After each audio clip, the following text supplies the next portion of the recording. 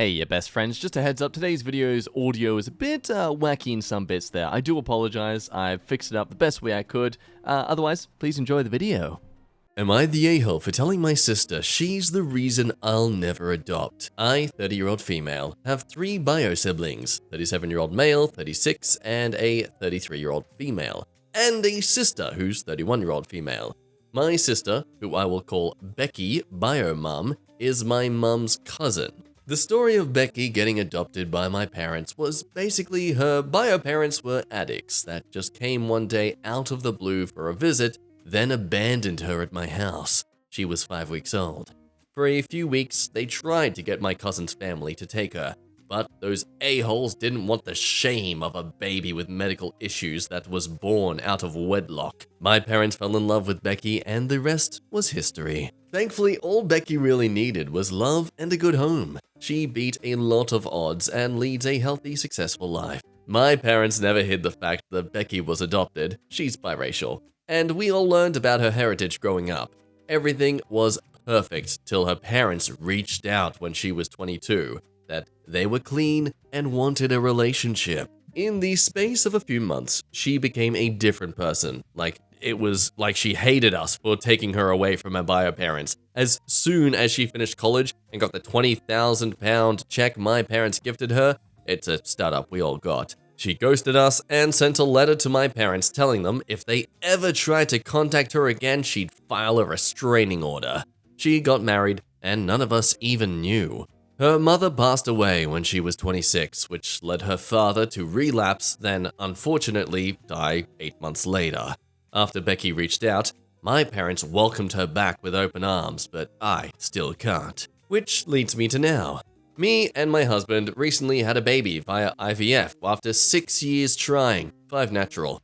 I brought my son to the family tonight, and after dinner, the girls of all of us were in the living room.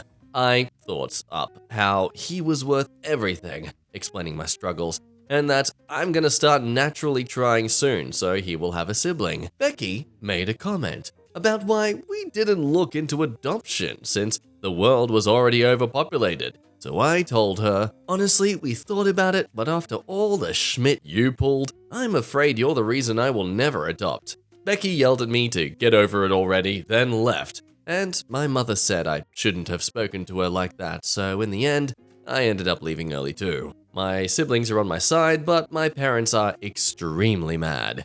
Also, I'd like to point out that English isn't my first language and I'm on mobile. So what are your thoughts, MLY? It's Becky is the sister. Becky is the sister who pretty much, I guess she abandoned everyone after everything they did to give her a life. I always find it so weird with adoption because they always want to go and seek out their birth parents. Yeah. Her birth parents at the time weren't capable of giving her a proper relationship because they were drug addicts. Fair enough, they didn't go about the right way of doing it. They abandoned her on someone's doorstep. Not even on someone's doorstep, they came into the house and then just dumped her there. Sometimes people are like, you're not my real family. It's like, I've been your parent for the last 20 years. I've seen all your ups and downs. I've been with you through everything. Yeah. And now you want nothing to do with me because your birth mother or your birth parent is here? Top comment. Not the a-hole, because if her bio parents were still alive, she wouldn't even be around y'all right now. Yeah, true. I don't know, I guess it becomes that thing. Is she valid to have made that quip and shady remark towards Becky? I kind of feel it's valid. Then again, was Becky behaving the same antagonistic way towards the OP as she was towards OP's parents? I mean, right for you to feel like you need to defend and protect your parents for how she was treating them, but, you know, was she valid to kind of make that shady remark after someone merely asking a question? You don't have to make those comments, but No. if someone kind of provokes you and like causes you turmoil, it's kind of like, well... Yeah, you kind of brought this on yourself. I would be there for the drama though. Speaking of punishing people who are having kids, would I be the a-hole for suing a family with young children? My wife and I bought our house 2 years ago from a young couple like us, 27-year-old female, 28-year-old male, who had an infant and were pregnant at the time. A few weeks ago, we noticed some issues in the kitchen, and I came to find that the previous owners did the work themselves when they knocked out a load-bearing wall. An engineer confirmed it is not permitted, and the supports are not sized right for the load. The work to make the house compliant will cost a relatively large amount. This was never disclosed to us prior to sale, and our inspector didn't catch it since, quite frankly, he didn't know how to look for it. Our realtor informed us they are obligated to disclose unpermitted work prior to sale, and we can go to arbitration per our contract. My wife is furious. I reached out to the previous owner and let him know what the deal was and wanted to go to arbitration to have them pay to have the work done right. They have since denied going to arbitration, so our only contractual recourse is to litigate. We have more than this family, and they have little kids, so I'd feel like a huge dick suing them and likely saddling them with a financial burden. But, in fairness, we were misled in the home sale. Would I be the a-hole if I sue? I think this becomes a case of like, surely, being homeowners selling a house, you'd have been informed or told of these sort of legal requirements. Like, if you have done anything to the house, you need to declare it. I feel that makes sense. And I'm immediately saying Natar purely because this is your own safety. Like, if you... A load-bearing wall. Yeah. What happens if cracks form and the roof just comes down one night? Yeah, exactly. Like, oh... I feel awkward not buying this house from this struggling couple because I'm too afraid to my safety of my life at first. If you don't want to crush them with legal fees, then they should probably just pay to fix it instead of going through the courts. Yes, there you go. That's a good solution. Then again, I feel like if that couple was willing to actually work with you, they would have offered that idea in the first place. Wouldn't have been afraid to be like, oh yeah, we did that. Oh, there's some issues with it. Oh, I'm so sorry. Please don't, walk off not buying this property.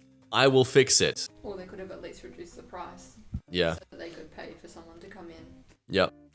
That would have equally been understandable. But that wouldn't have been as fun and dramatic if that was what happened, no. Moving over to some relationship advice. Me, 34-year-old male, and my partner, who's a 29-year-old female, went to a friend's, 31-year-old male, and his wife's, age unknown female, house after going for a night out. There was me, my partner, my friend, and his partner. We had a lot of drinks, but it wasn't really affecting me. My partner and friend kept going missing for periods of time, leaving me with the friend's wife, drinking, chatting on. On multiple occasions, I went to find out where they are, and multiple times when I walked in, they were awkwardly moving away from each other and literally standing there in silence. Even went out the back alley for a smoke, and it happened again.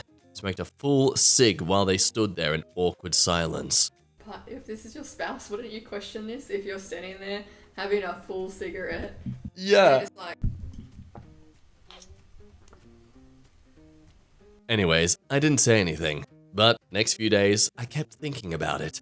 Asked my partner what they were doing or talking about, and she said she can't remember a thing. I haven't spoken to her for 2 weeks and I'm unsure of what to do next. We have been together for 11 years and I am deeply upset. She keeps texting me asking to speak to me. Is it over, etc. I don't know what to do. The fact she's asking if it's over, I feel like she's already read the room and is assuming that it's already over.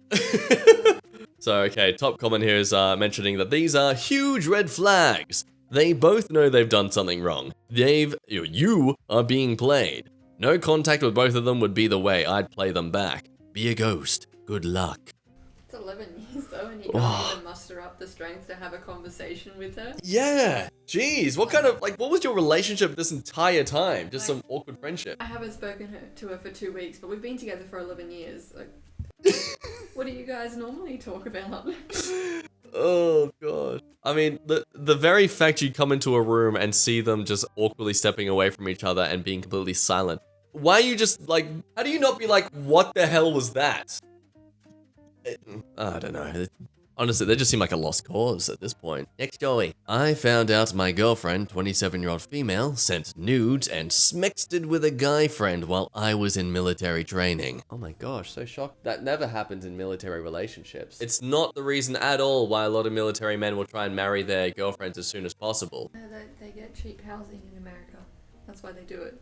Oh, really? Yeah. So my girlfriend and I have been dating for a year. I decided early that she is my person and that we're it for each other. I've known her for years, and we started dating seriously long distance a few months before I was to ship to basic. During that time, we decided that we would both move to Austin and live together. I've been on a trip with her parents. We've talked about marriage. Things are great. Are they?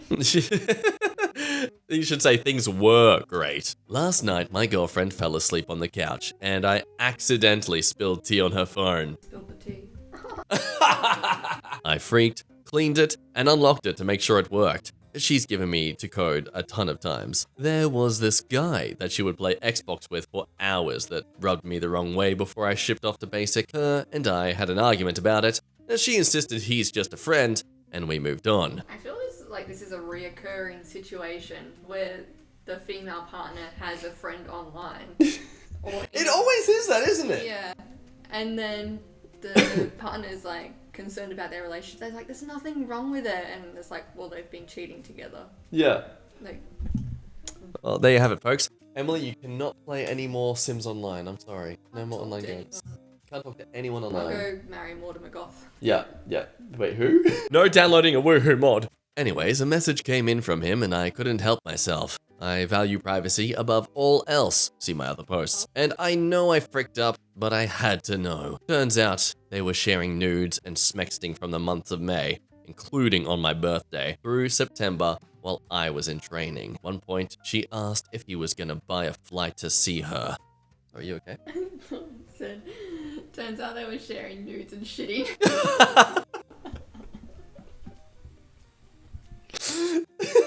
They have still been messaging back and forth, mostly crude, intimate jokes. But the intimate stuff has stopped since September. Oh good, they're no longer intimately pooping together. That's good, yeah. Some people are into that. That's not kink shame.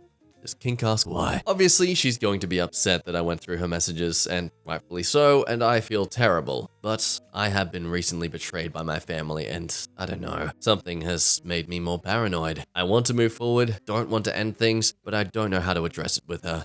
Please help. I find it interesting how he had no suspicions of her cheating, and it was only through an accident that he found out. Mm-hmm. So if he didn't find out, how much longer would have it continued? Because if she wasn't showing any signs of unhappiness. Yeah.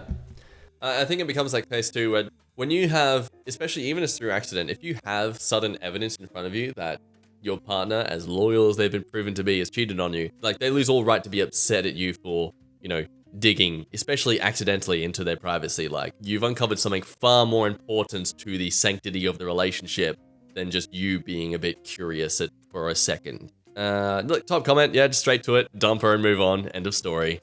What should he do, Emily? Dump her ass. Yeah, like a dump twat. Boom, boom. Especially hard because he's off at military training. So it almost seems as if she waited for that opportunity where he would have no contact really with her. When he wouldn't be around, he'd be away for weeks to months on end. Yeah. She's like, what a perfect opportunity. Yeah. Go and get someone else's dick.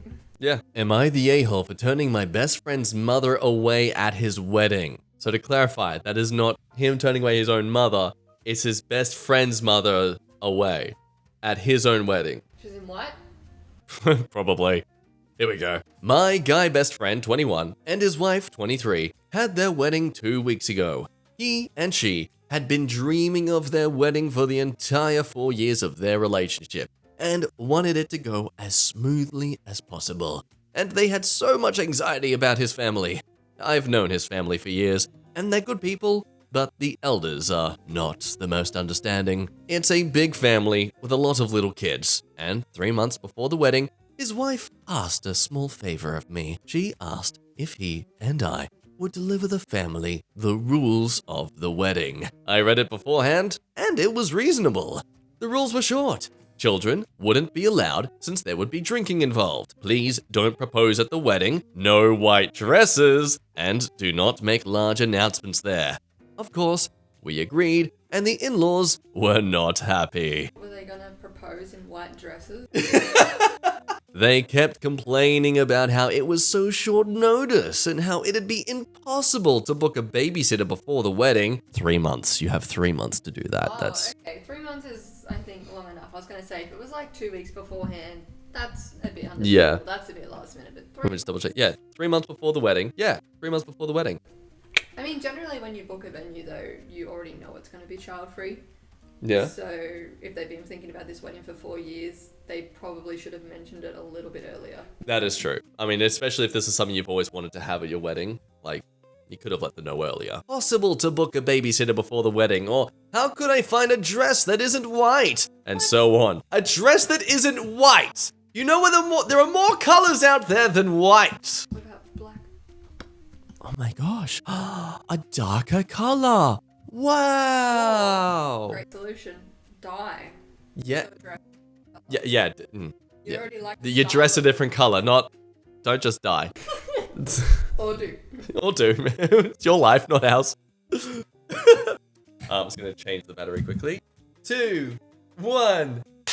He and I looked at them absolutely baffled, and I quickly told them anyone to break these rules would be turned away at the door. We told her the response. She didn't take it well, but we assured her it would be alright. I allowed her to continue the wedding planning while politely declining to be her maid of honor, and instead opting for security, specifically the front door. We told none of the in-laws, but I heard hushed rumors of the mother-in-law's blatant disrespect of her soon-to-be daughter-in-law. The news was all different, but there was one line that I always heard. She's so sensitive. First, she steals my son away. Then she tells me I can't see my grandbabies at the wedding.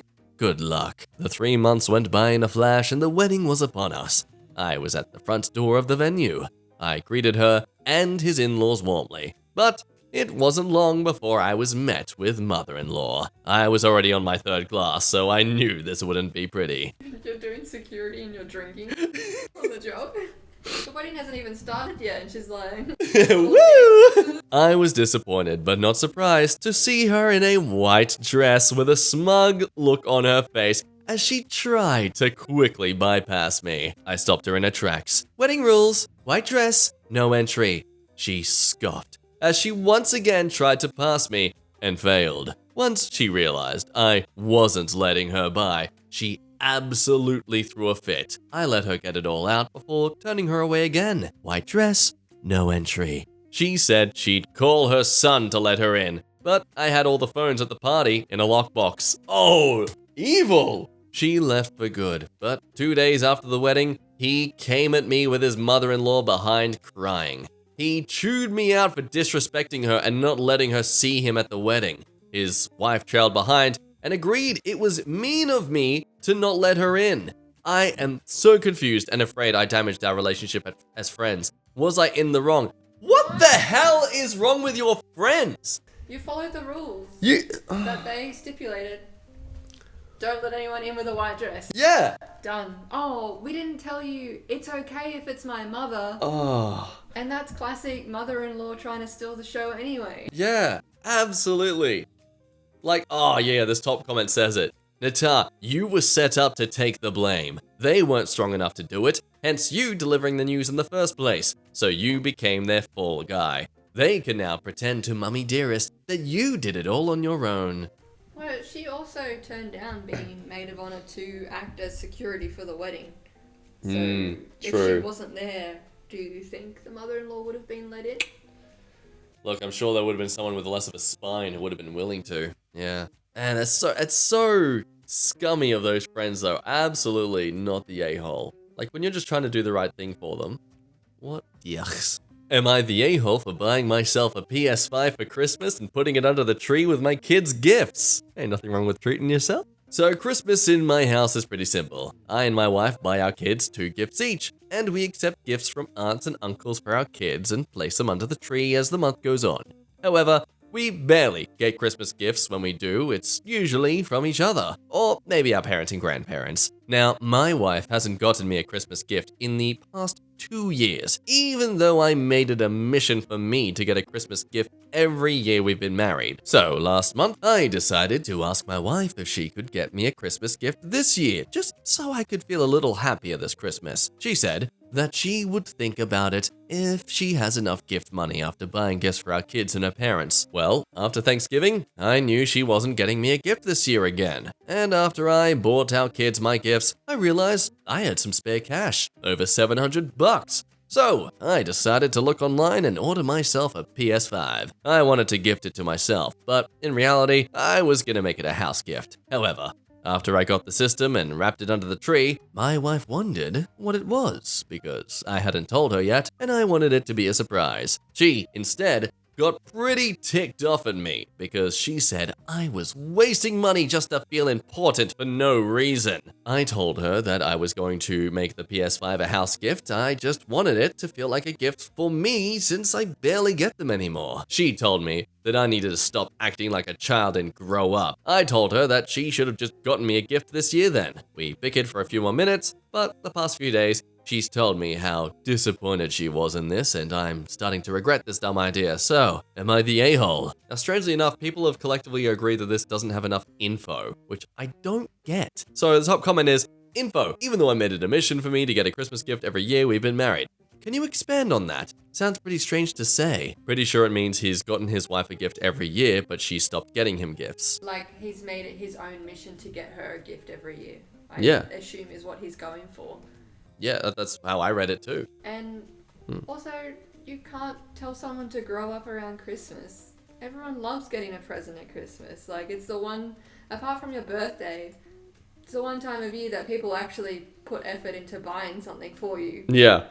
And especially your partner, your married partner of all people, like, to some degree, you should be getting something for each other. Yeah. Yeah. Like, just because you had kids doesn't mean you have to, like, end this relationship because you had you had some sort of crotch goblin. Like, yeah, I care about your crotch goblins. And she gave it back. Yeah. Yeah, I'm surprised so many comments here just don't seem to have a more secure idea other than being confused. She didn't ask for anything from... No, she didn't. That's the other thing. She didn't ask for anything. Well, he didn't mention her asking for anything. Yeah, he's just done this on his own accord to please himself and the family because it's a family console. Yeah. And, I mean, fair enough if you just want to address it to yourself for Christmas and then you open it in front of the kids in the day and you're like, haha, it's just for me. And then, you're like, oh no, it's okay, kids, we're going to share this. Yeah. But just to get, like, that look on their face, that's priceless. Oh, yeah. Oh, absolutely. Oh, man. I remember. Oh, sugar. I remember getting a PS1, like the original PlayStation 1 for Christmas, and my dad, like, opening it for us, and I'm just being like, wow, how much did that cost? And he's like, over $100. I'm like, wow. Freaking $100 for a game console. What a dream. We got a guitar though. Found a guitar. You just happen to have $700 in cash to spend on yourself when your family sets very clear limits on Christmas? That's BS. Your wife is clearly shopping on a budget and prioritizes others like your children over you. But he did buy them presents. No, I guess he's arguing was he just kind of skimping on the presents this year so he could try and treat himself a bit more because he didn't trust that his wife would. You bought that console for yourself and to prove a passive-aggressive point to your wife. This is manipulative nonsense. You deserve a lump of coal for Christmas. I mean, you're an adult. Why do you need a Christmas present to be happy? You haven't been blessed with you've been blessed with a wife and children, etc. This reminds me of the manipulative stuff my brother would pull when he was a child to get what he wanted. The only option was an expensive gaming system. You couldn't have purchased something more reasonable for yourself. Again, it is a gaming system, but there is a lot you can do with PlayStations that isn't just to put video games in it. Like, it's... He also has everything else reasonable. Yeah. For himself. Why can't he splurge? Yeah. On a gift? My wife's best friend got divorced when she got breast cancer. My wife just got diagnosed with breast cancer, and she is so scared that I will leave her that she wants me to have a one-sided open relationship. Sorry for the long title, but this is exactly the case with us. She was diagnosed on Monday, and she has been really scared since then. And somehow, her biggest fear is that I will abandon her. It's breaking my heart, but I just don't know how to make her understand that all I want is my boo and no one else. And frankly, Schmex will be the furthest thing from my mind for the foreseeable future. We are just flying out on Sunday to get her checked in the biggest cancer hospital in our country and then decide on our future course. But she has somehow made this a priority. We just had an hour-long discussion before she went to sleep.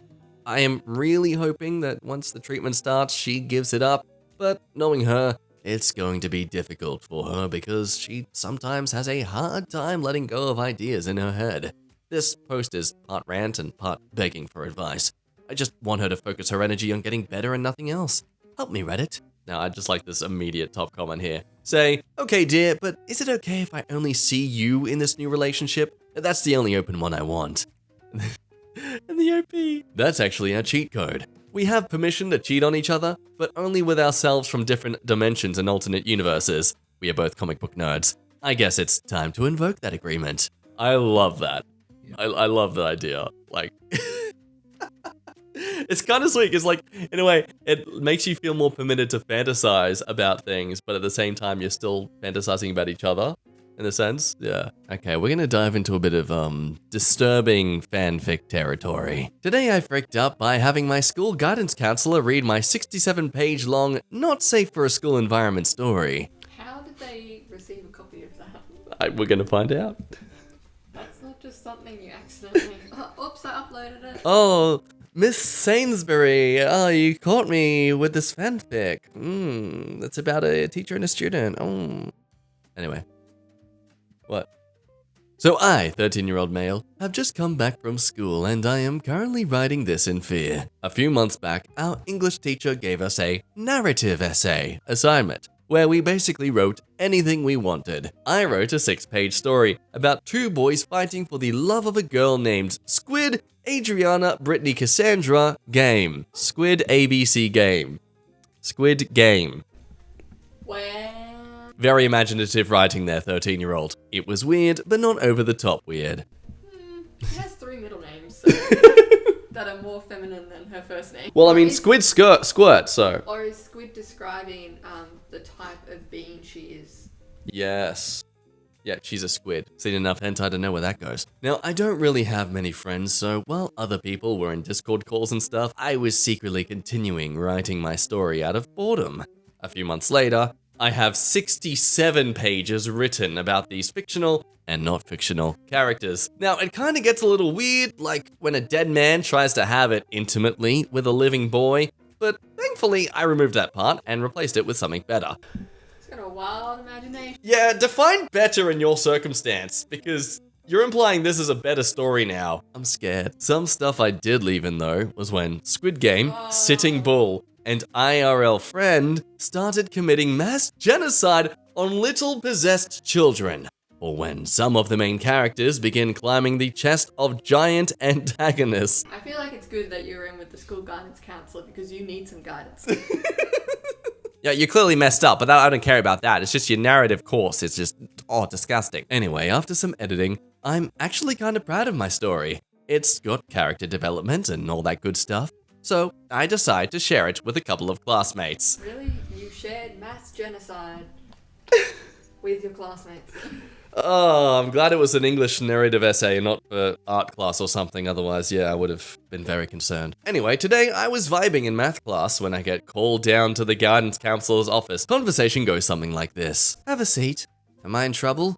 No answer. So, my name. I was recently shared something very graphic. At this point, I was sweating profusely and wondering who snitched on me. Oh, what were you shared? Then the guidance counselor reaches underneath her desk and pulls out a giant card. And I kid you not, pulls out a 67-page long stapled packet. It was my story. This lady actually printed out the entire thing. That's like half of the school's ink. She turns to me. Can I get you to sign this? So I admit this is very good writing.